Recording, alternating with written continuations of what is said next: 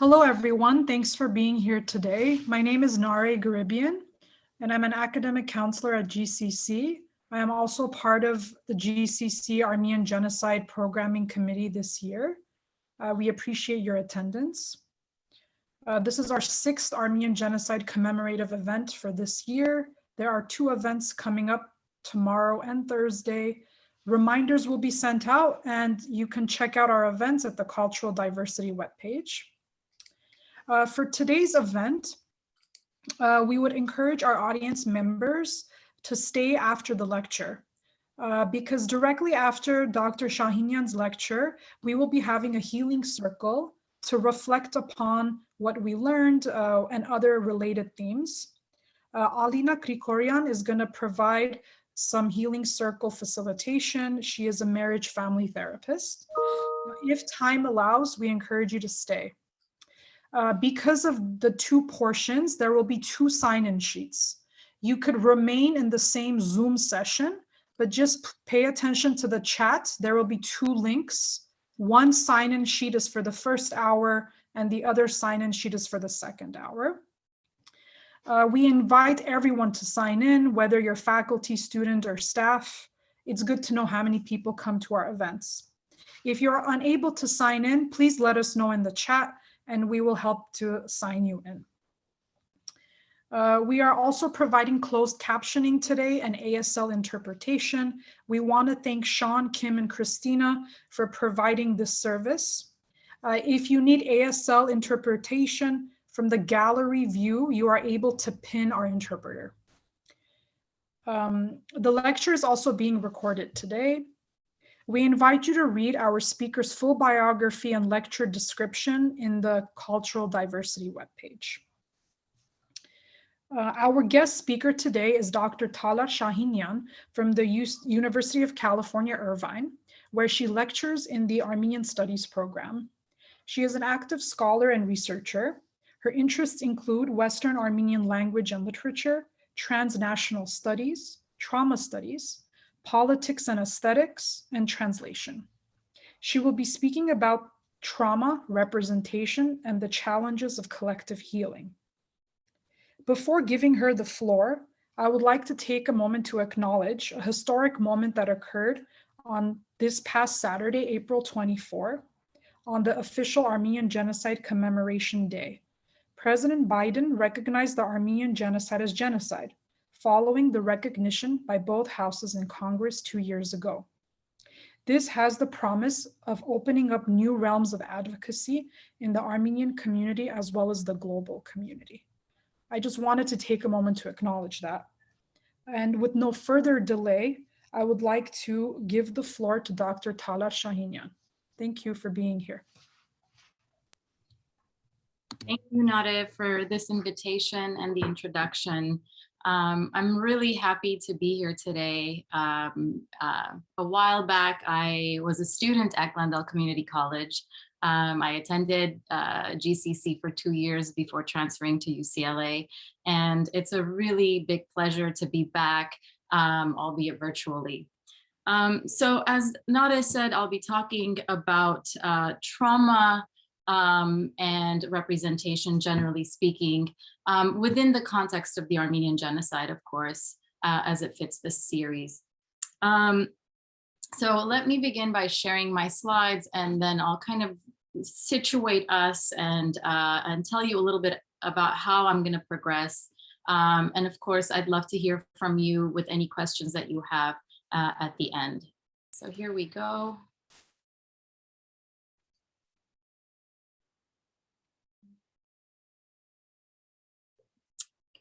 Good.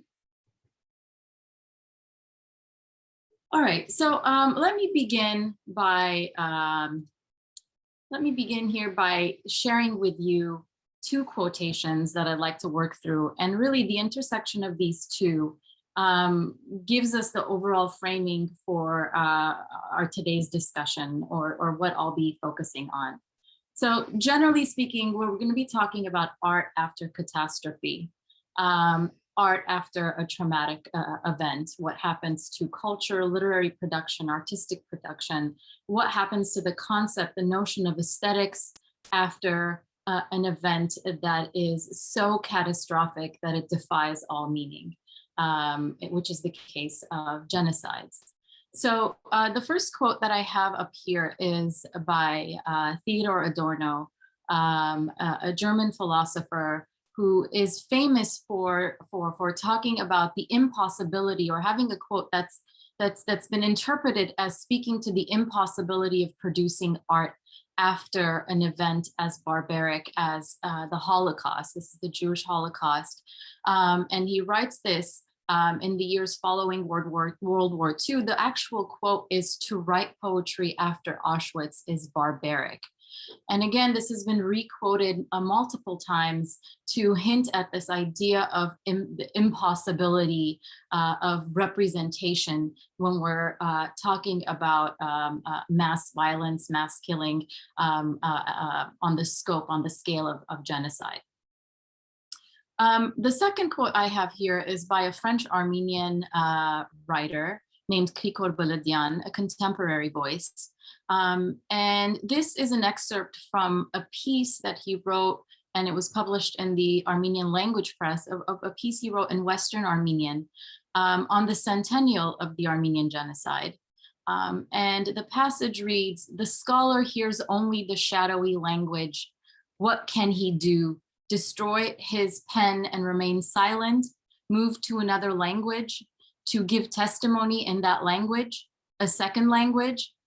Is it not key to establish the world that once we were not and now we are? This is a question of choice. A scholar can write in whichever language he chooses as long as he truly has options. I choose to write in the language that genocidal will sought to erase."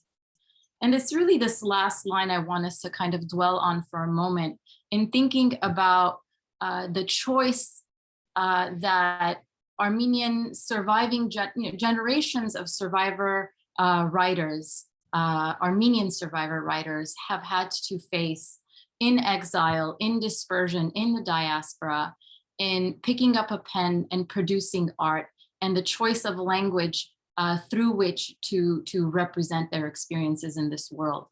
Krikor Beledian writes exclusively, not his critical works, but his creative works. He writes exclusively in Western Armenian. And here he's asking us to think about what it means to write in a language that is stateless, that is exiled, and that is, the language itself is a survivor of a genocidal will. And we can later talk about this distinction between Western Armenian and Eastern Armenian.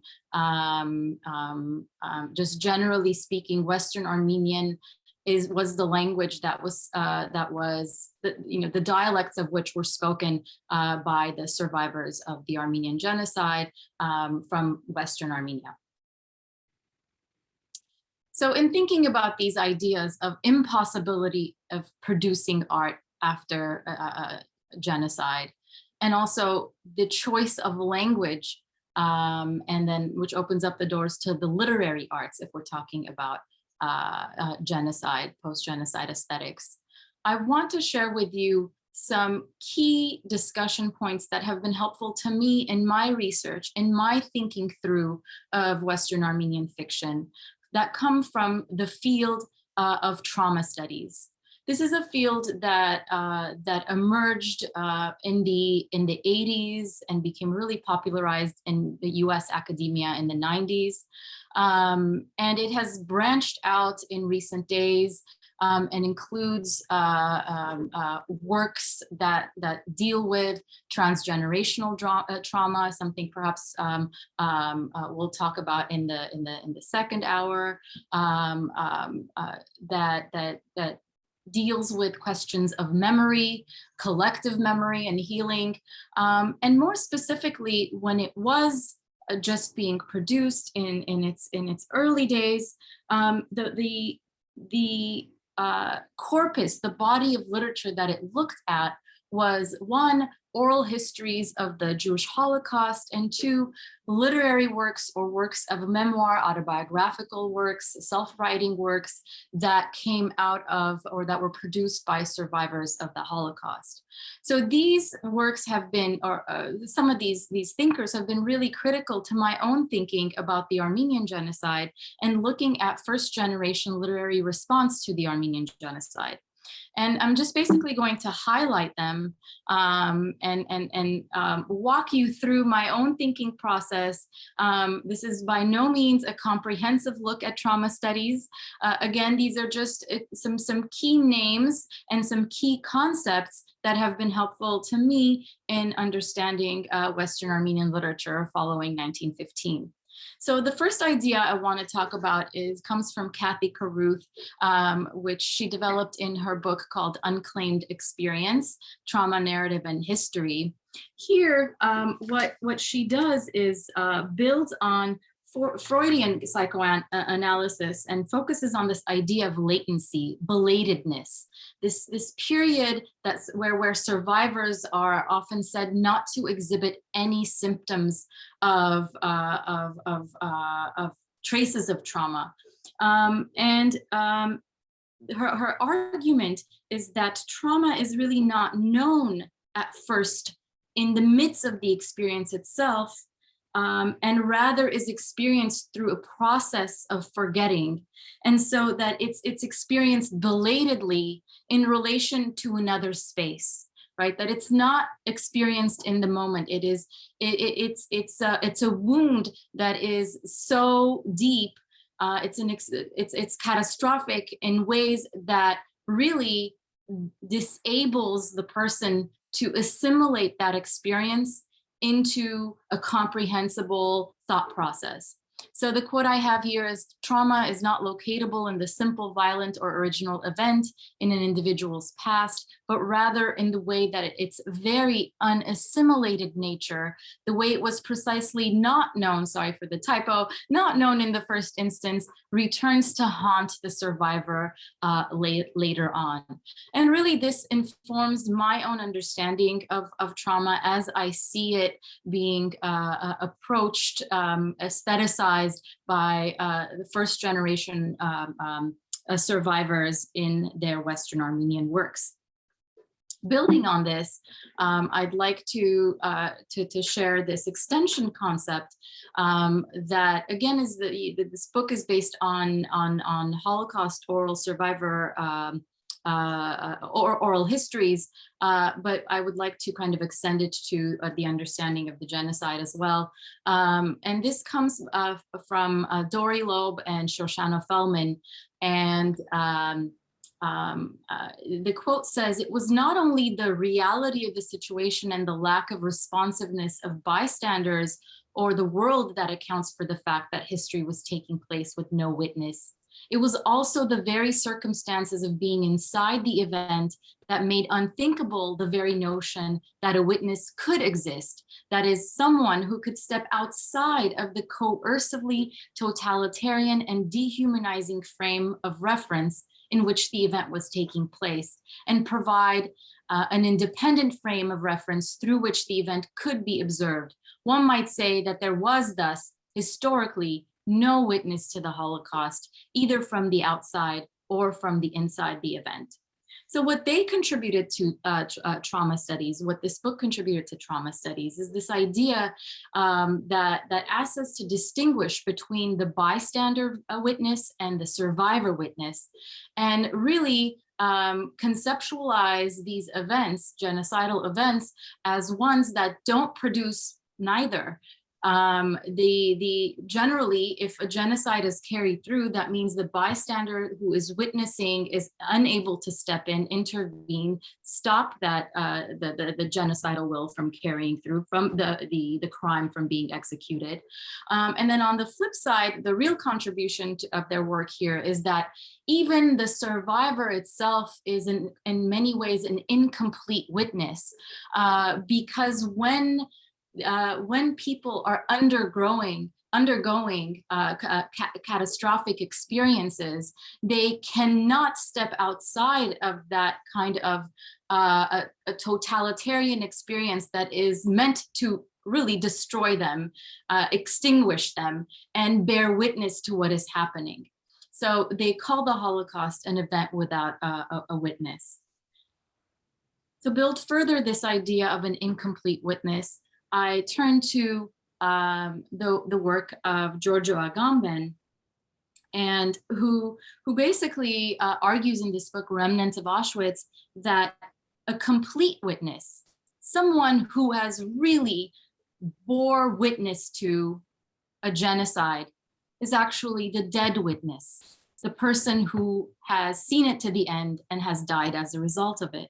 So he refers to survivors as pseudo witnesses who bear witness to a missing testimony, that's all they can do. The survivors are after the missing testimony that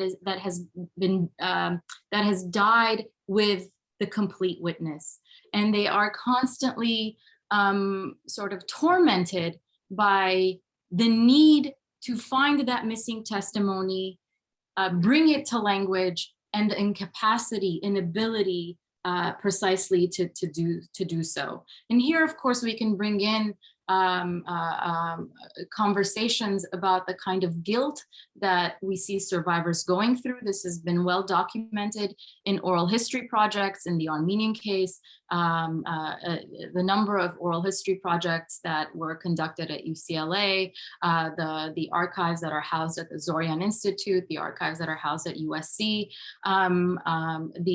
If we turn to the work of Donald and Lorna Miller, who have looked at the responses that Armenian genocide survivors have had, we really see this idea of guilt and shame playing out, and this responsibility that survivors feel in looking back at those who have lost and ask themselves, why did I survive when so many of them died? And that guilt becomes almost unbearable, and it's really driven forward. It is perpetuated by this feeling, this imperative, this and almost a historical imperative to bear witness, but again coupled with this idea that language is inadequate to provide a means for representation, and this general inability to give testimony.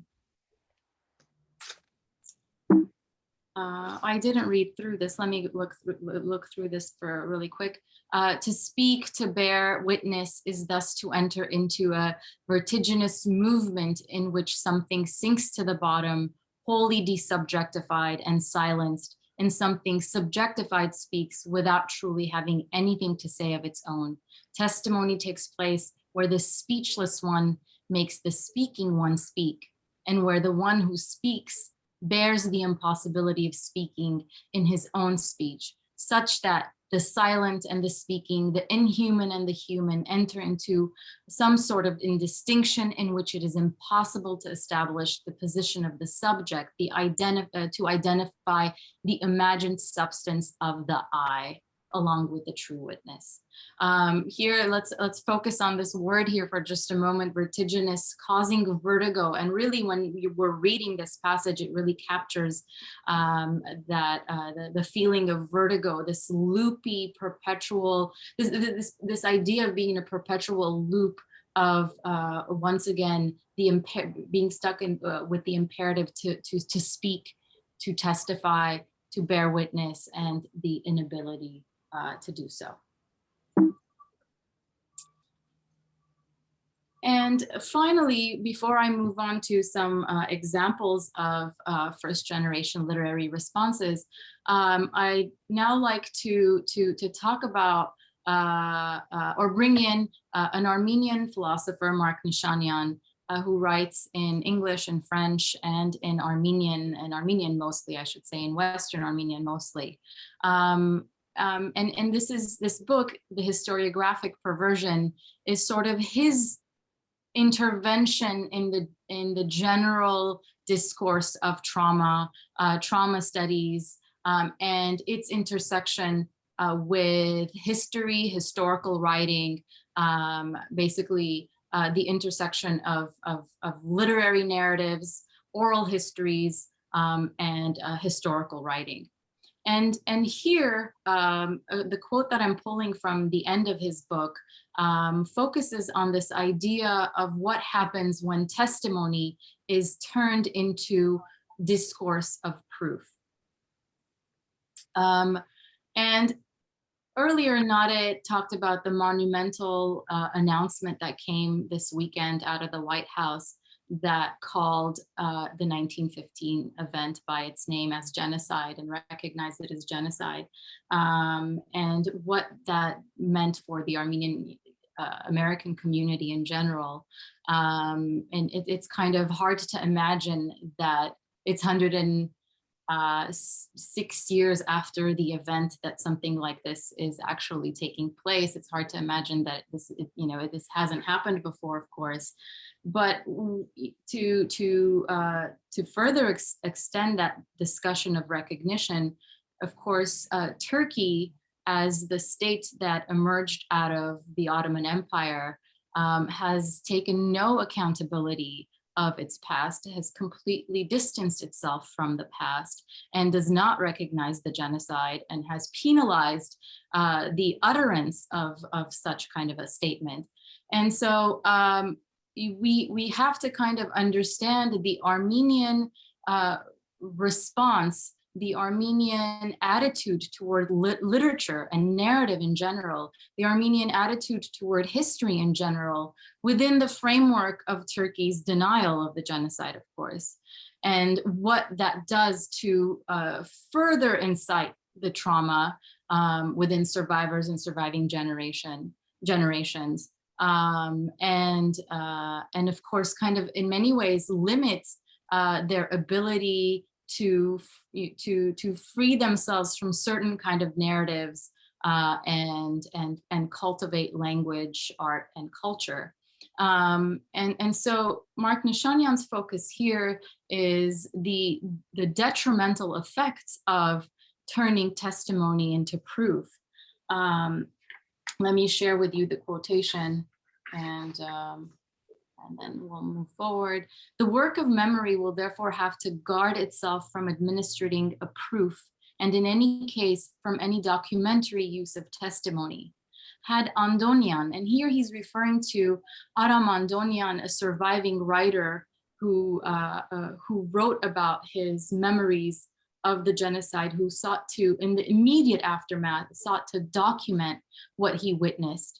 So had Andonian not collected testimonies of proof, had he not answered the injunction of the executioner, he would have written literature, the originary phenomenon of the reversal of testimony into the rule of the archive, consistent with the very will of the murderer. What he's suggesting here, what Nishanian is suggesting here, is that it's precisely part of, or an extension of the genocide, to lock the survivor in this position of perpetually trying to prove their own destruction. And in looking at the Armenian case and the case of Armenian survivors, part of what he argues is that in face of Turkey's denial, this is of course even further fueled the need to produce things that only qualify as proof. But what are they trying to prove? What are these narratives trying to prove? The narratives are ultimately trying to prove that the producer of that narrative was meant to die, was meant to not exist in this world. So he argues that this is quite a pathological and destructive place to be for a survivor. And in fact, this is precisely what the executioner of genocidal will would have wanted, or this is part of an extension of the genocide, to be locked in this place of constantly trying to prove that you were meant not to exist. And with this quote, we really arrive at what I'm trying to say here when we turn our attention in the next few slides to attempts by first-generation survivors to bring their experience into language, bring their experience into the literary arts.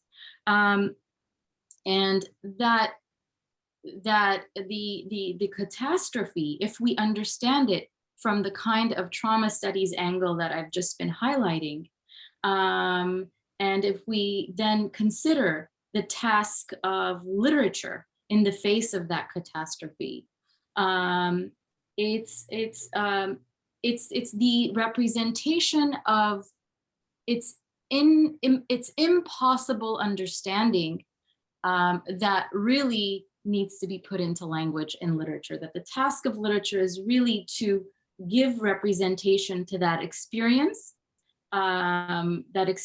which by definition defies meaning, rather than to give a description of the event. And really being locked in the latter, which is contributing to the discourse of proof, in the long run will be detrimental to linguistic vitality, will be detrimental to literary production. This hopefully this will make a little bit more sense as I move forward and highlight some examples.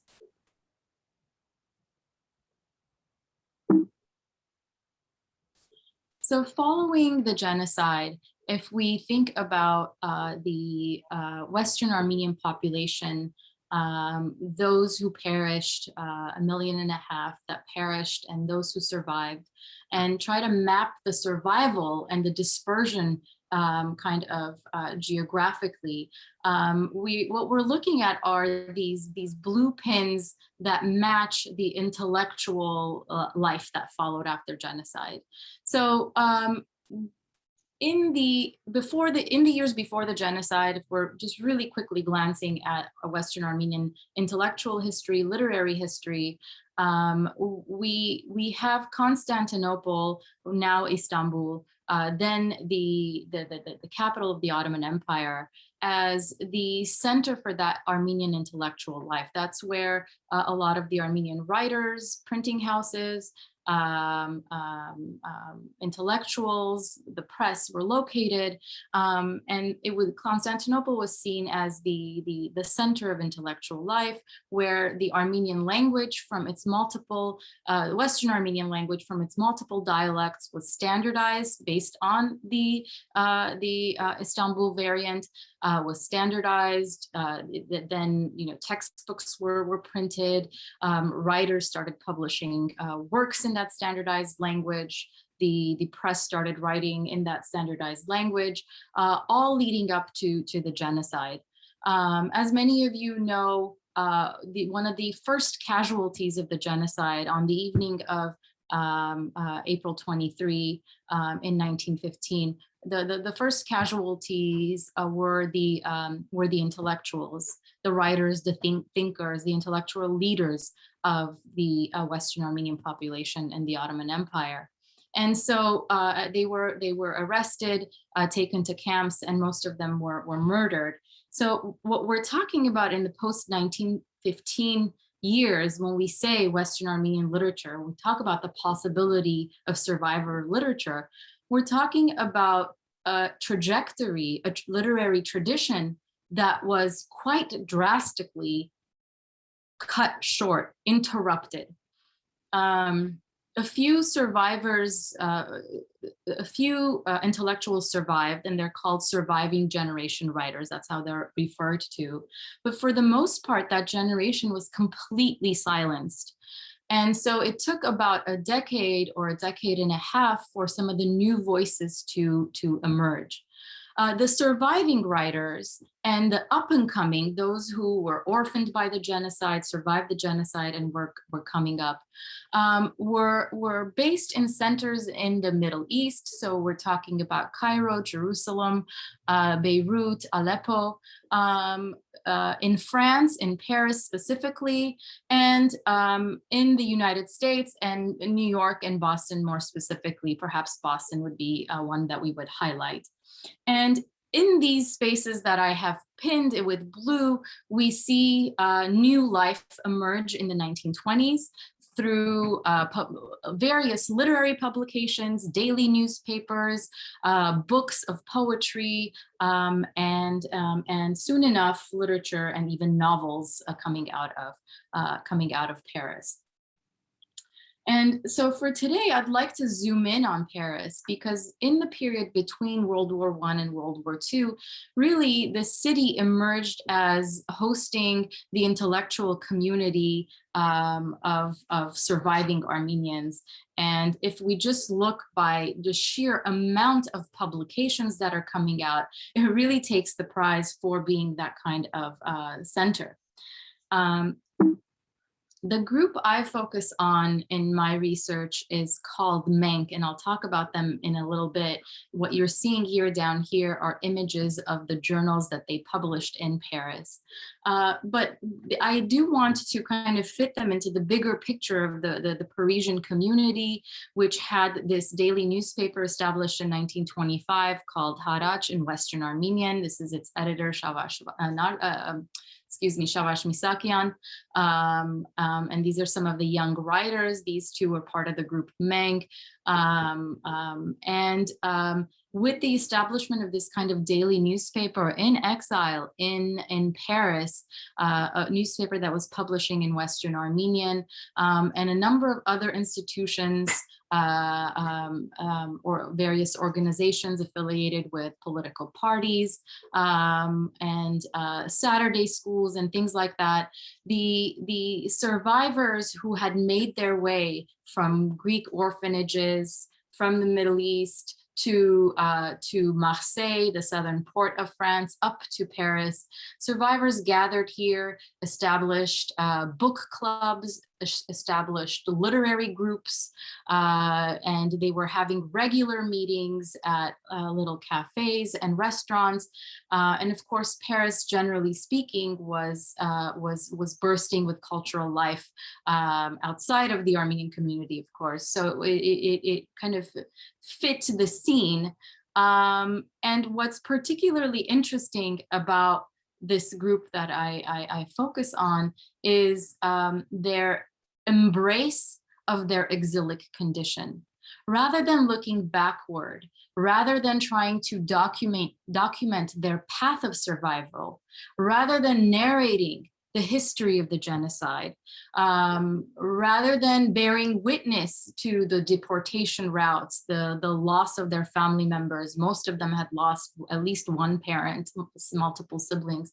Rather than giving testimony of that in their literary works, what they did was turn the spotlight onto their present moment, their experience as refugees, as exiles in France, and bore witness to that aftermath experience.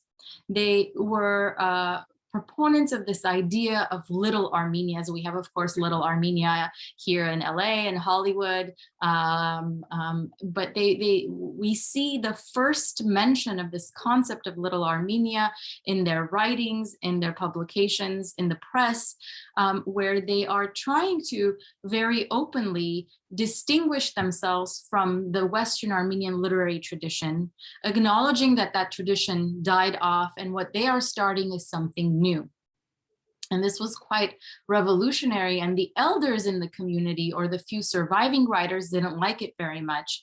They wanted that previous tradition to be continuing. They wanted the young writers to be looking backward and preserving the previous generations' works and so on.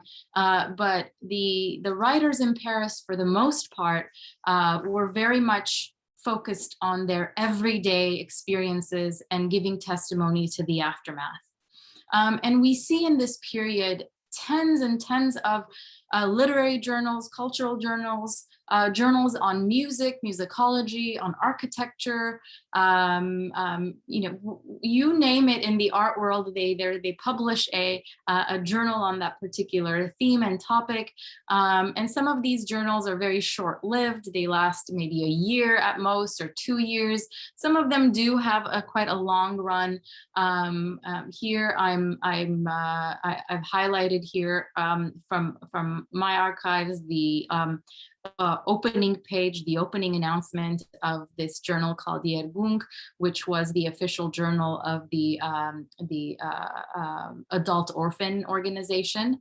And it reads like the announcement pages of all of these journals read like a manifesto. And here there's a celebration of orphans. Long live the new generation, especially the multitude we call orphans. So they turn this term, which would otherwise signify victimhood, right? They are literally orphans, and they are the orphan generation within Western Armenians. They turn this term of victimhood sort of around. They turn it around on its head and claim it as a term of agency, and produce their art within this framework. Here's another one called Zabot Notes, and here from their first page manifesto-like announcement, we see them saying, and now within this chaotic state, Zabot Notes serves as a phase that will allow us to collect, to gather, and to organize. There's this constant acknowledgement that what is necessary, what needs to be done is this gathering and starting anew, gathering in dispersion, bringing together these various voices and building a transnational literary movement around this again, the concept of orphanhood and orphan generation. And this is the front page of Menk, the journals I was telling you about. Similarly, they say, by our very solidarity and cooperation, which will never infringe on the development of each of our individually, we want to form a cohesion among young writers spread to all corners of the world, and by such facilitate the free development and flourishing of new Armenian literature. Notice the emphasis on new. Again, this is playing into their platform of distinguishing themselves and distancing themselves from the Western Armenian tradition that was being cultivated before the genocide. And they understand that in exile, in dispersion, it can no longer be what it was, and what they want to launch something new that speaks to their aftermath experience. Their writings, their literary writings, mostly in prose, that was part of their platform too, and the few novels that they published in the years when the journal was active, are very much autobiographical. So the central characters, they're narrated from the first person point of view, mostly. They're the kind of paths of arriving to France or to Paris of their central characters very much matches those of the authors. The familial structure that they describe very much matches those of the authors, but they're fictional works, they're novels. And in them, they talk about the everyday trials and tribulations of being young in a really big foreign city, trying to find a job, dealing with unemployment, and trying to sort of build a new life in a foreign, in essentially a foreign place, by bearing the responsibility of those who have not made it that far. So in many of these cases, the father figure is absent from the stories. The characters have lost fathers. The genocide is not mentioned, but again, it's very autobiographical. So we see them without a father and trying to replace the role of the father within the familial structure. We see them dealing with feelings of guilt and shame. We see them trying to navigate the new sexual economy in Paris, as they deal with their own alienation and the various forms of othering that they experience. So many of the characters have an inability to form a new family, to get married. The idea of progeny is something that becomes quite complicated. Many of their stories and novellas center around themes of incest.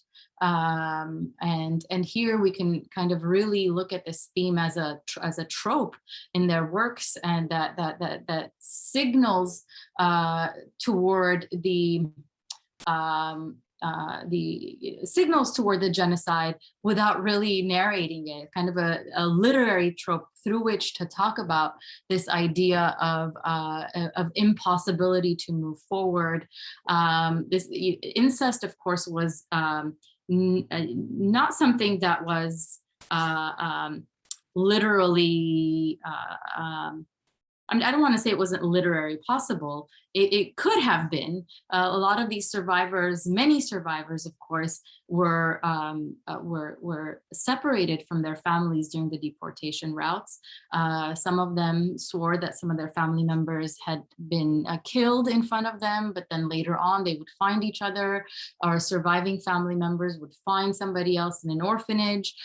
In all of the daily newspapers of the diaspora at the time, there would be a column called Gepundurvi, the search column, where family members were searching for younger relatives who might not remember the family name. So they would give descriptions like a father's business or details of a village, of a home. So it was a kind of a very, very far-fetched possibility, but they turned that into a literary metaphor to talk about these mixed feelings that they feel toward their own kind in the presence of or in the midst of a foreign culture.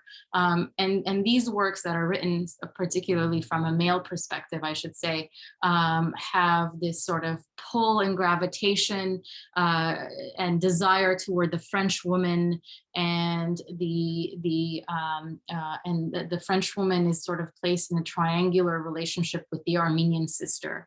So these are just sort of some examples of the kinds of things they're exploring in art that speak to the aftermath experience of the genocide and really give representation to their experience with trauma in this belated phase, rather than just sort of looking back and narrating it.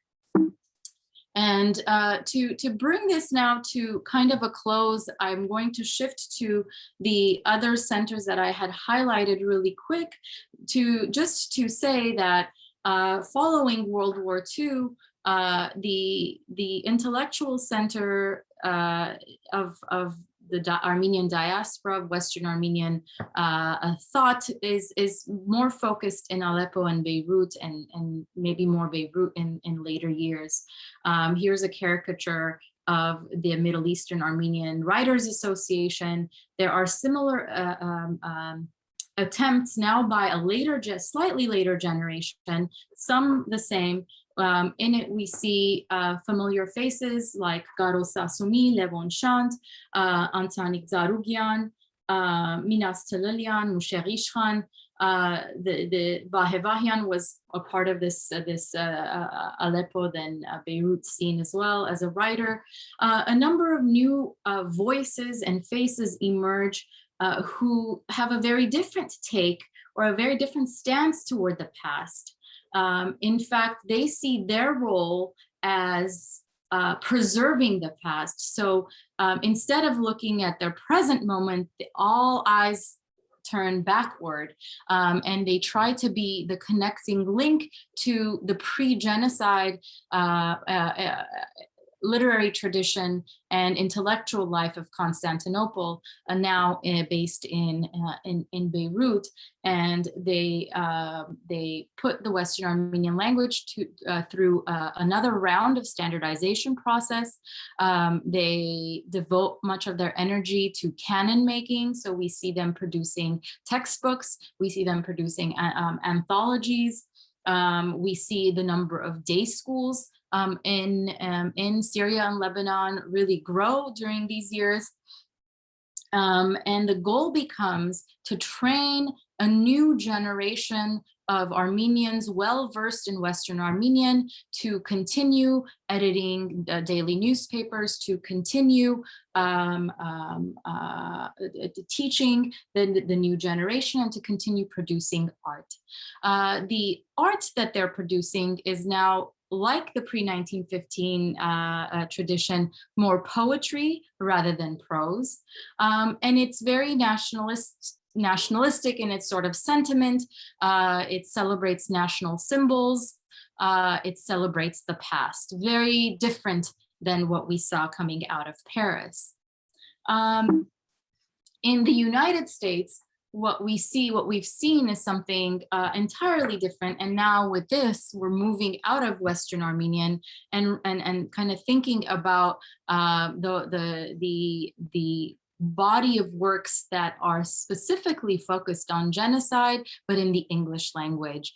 We have Peter Najarian and Michael Arlen. We have, in slightly later years, Peter Balakian. Here I have included in the bottom row, Micheline Aharonian Markom, Zabel, the memoir or the novel by Nancy Krikorian.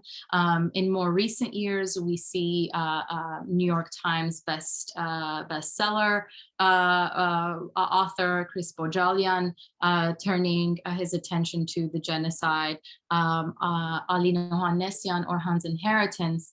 And I can spend a whole lecture talking about what they do, what they each do differently and how they approach the genocide, of course. But here, what we see is a more clear and descriptive narrative of the genocide being retold in all of their novels and their memoirs and their works. So the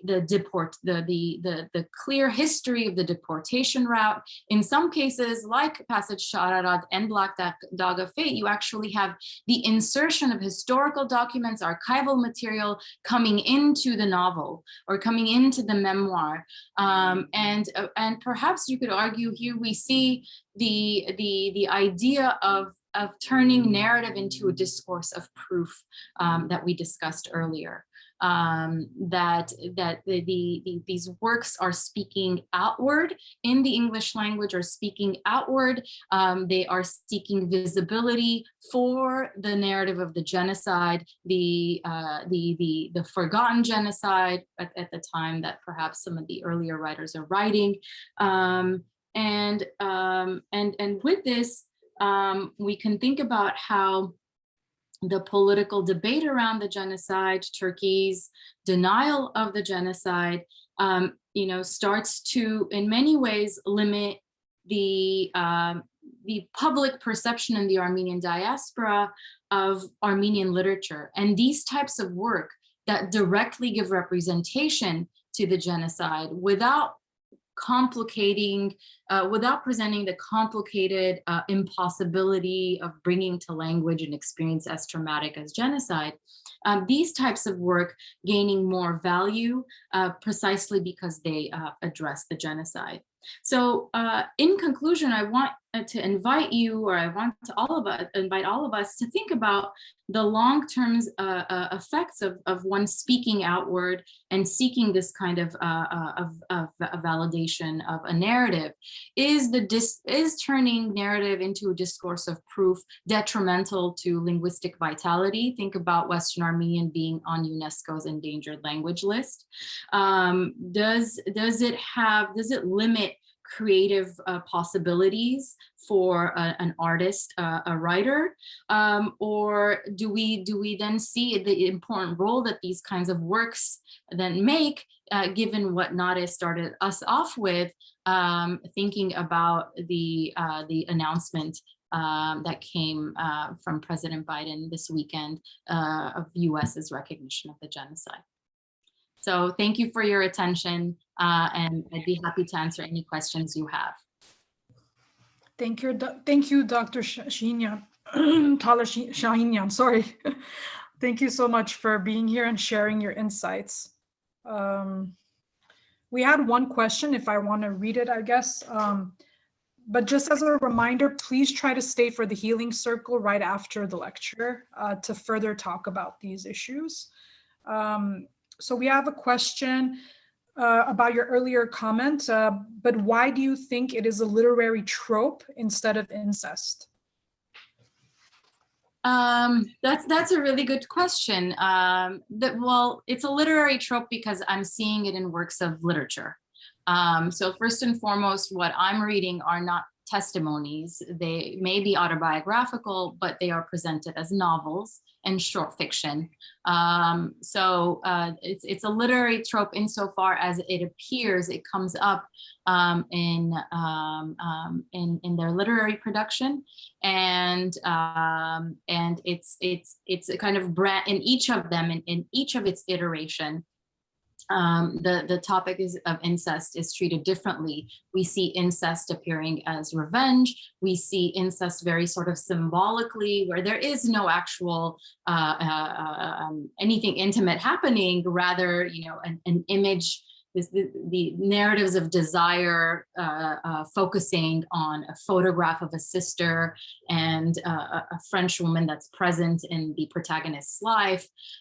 We actually see instances of coupling, incestuous coupling as well, but they are very much presented in the realm of literature. Therefore, I'm calling it a literary trope. Thank you. I have one question if there's no question from the audience. So with this historic moment that happened on the weekend, does that change the trauma that survivors live through? Does that somehow bring a new layer to that? Or do surviving generations just continue in the same pattern? I wonder, does recognition after 106 years, does it somehow change the way survivors behave or experience guilt, perhaps? And perhaps Alina is better equipped to answering this from a surviving generation a question. From a literary understanding, I could say that I can understand how certain, in the Armenian American context, I can understand and see how this acknowledgement could start shifting the types of works Armenian artists feel free to produce. I can see it becoming a kind of a freeing, having a freeing effect. But of course, you know, Turkey still denies this, and there's quite a lot of effort to revise history, very much alive. What I would like us to kind of think about more is that no matter what, I think being locked in this state of constantly trying to prove a narrative really has its detrimental effects on literary production. So I'm someone who's invested in Western Armenian language and the literary arts that it produces, and maintaining its vitality. And you see its slight demise, of course, over the century. It's the number of readers, number of speakers, the number of producers is steadily declining. And I wonder to what extent a general diasporic attitude toward this idea of, you know, first and foremost, we need to get genocide recognized, has its effects on literary production in Western Armenian. Thank you so much. There's another question continuing your previous conversation about incest, but could they have talked of incest in Armenian pre-genocide? That's a really great question, actually.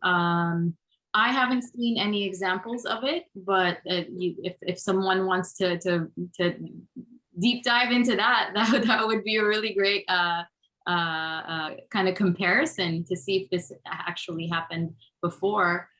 In the canonical works that come before the genocide, no, it's not there. It's not a trope. Thank you so much. Are there any questions from the audience? You can unmute yourself or put it in the chat. We have a few more minutes before transitioning to Healing Circle. Thank you again, Dr. Chahinian. My pleasure. And just a reminder, there will be a survey posted in the chat for the first part of our event today. It's going to be a link, so you could link it, open it, and fill it in as best as you can. guess we'll give a few more minutes if there's anyone with a burning question. If I could just sort of wrap up and kind of so that there's a better segue into the next session. So just let's keep in mind that what I'm talking about, of course, is particularly within the trauma studies, an understanding of how trauma is processed by survivors and surviving generation. And when we're talking about collective healing, and we're talking about memory and post-memory kind of a branch of trauma and transgenerational transference of trauma, of course, we're talking about latter generations. And there's there's so much exciting literature that covers that in nuanced ways. Thank you. And I also wanted to mention the Healing Circle is a safe space, and let's be respectful, everybody sharing. Hi. Alina, if you want to take over, go ahead. Yes, so I am muted myself. Can you guys hear me? Okay. Yes, we can. So my name's Alina Krikorian. I'm one of the marriage and family therapists at the Armenian Relief Society's Child, Youth, and Family Guidance Center. And I'm really happy to be here to sort of process everything that we've learned in the last hour and just want to check in to see how everyone's feeling with taking in this information. If anybody wants to share what particularly stood out to them, you can unmute yourself and share. I just want to remind everyone that this isn't, although it's a group and we're talking about our feelings, we have to be aware that, you know, we have rights to privacy, but not necessarily confidentiality. And whatever we talk about, it's pretty much our responsibility to keep it within this group. So just want to put that out there. But perhaps something that we can segue into is I heard a couple of the questions that were focused on the incest portion of it and how that really stood out to a few of the participants. I'm wondering if that resonated with anybody else.